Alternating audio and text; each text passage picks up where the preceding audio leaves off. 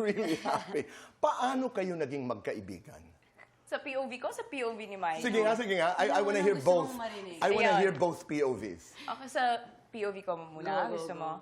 May one time, ginagawa ko po yung, may event ako Santa Cruzan. Parang Elena at ako, ganyan.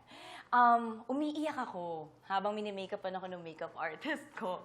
Tapos sabi niya, huwag ka munang umiyak, halika na pumunta tayong Siargao. Sabi ko, ha, paano yun? Sabi niya, hindi, huwag ka mag-alala, kasama natin si Mikey. Doon tayo mag-heal. Sabi ko, talaga ba? Sige, book ko na nga. Tayo lang doon. Yun yung POV Yun niya. yung But you POV had ko. an idea as to who Mikey was. Friends na kayo. Ito, Tito Boy. Okay. Ito na yung POV ko. Okay. Because same high school kami nagpunta ni Heaven. So I knew her like since high school. 2 batches lower siya sa akin. Nakakasalubong ko siya. May funny kwento pa yan kasi student council ako. No? Tapos, kinikwento niya sa akin nung Hawaii, hinuhuli ko daw siya sa uniform niya. Huli niya ako sa uniform ko, hindi niya ako... Dahil hindi niya naalala. iniiklian mo ang uniform mo. Hindi kasi sobra naman pong Mababa, baba. Tito Boy. Pumaporma na. Diba yung Pumaporma uniform, ako. pumaporma yung babaeng yan. Tapos sabi So, niya, where's your navel? Sabi ko. Sa sobrang kaba ko. Kasi dapat yung hips, yung kung saan yung Yes. strap ng uniform, sa pusod, kung saan yung navel. Right. So, where's your navel? Kasi ang baba nung kanya. Sabi niya sa So sobrang kaba ko, wala akong navel. ano yung dito. Kaya di niya makalimutan. So, I don't remember that.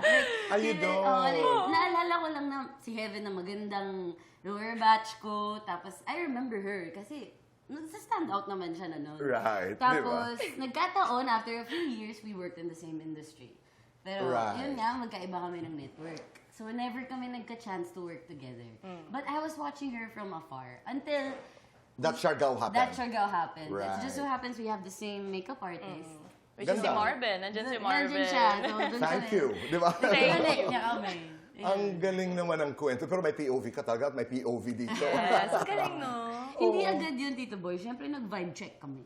Bago Vibe kami check. mag-Siargao, although How do nabili you na call yung that? ticket. Vibe? Vibe check. Check. How do you do that? Anong ibig Pero sabihin? nag-meet kami once Sa bahay before ko. Siargao. Just to find out if you Kamusta yung... actually... Vibe check natin. Correct, Yan. oo. Check mo kung click Alam mo, kayo. mga artista, meron mong ginagawa din na ganun, similar to that. I'm not talking about chemistry check, but napakinggan ko isang interview sa London, meron silang ganun.